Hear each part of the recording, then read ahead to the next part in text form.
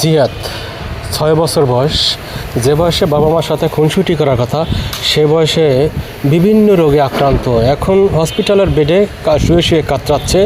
জিয়াদের কিডনিতে সমস্যা, লিভারের সমস্যা, বর্তমানে এখন আর একটা সমস্যা দেখা দিচ্ছে, তার অন্ডকোষের সমস্যা, অন্ডকোষ ভুলে গেছে।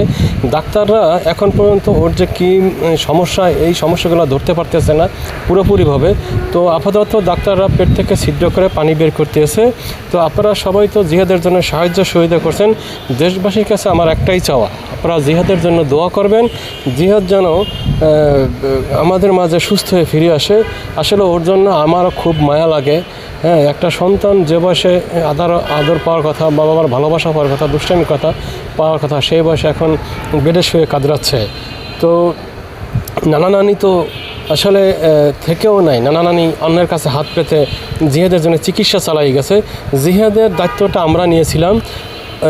এখন পর্যন্ত জিহাদের পিছনে অনেক টাকা খরচ হয়ে গেছে। তো দেশবাসীর কাছে আমার একটাই চাওয়া, আপনারা ভিডিওটা বেশি বেশি শেয়ার করবেন আর জিহাদের জন্য সাহায্য সহযোগিতার হাত বাড়াবেন।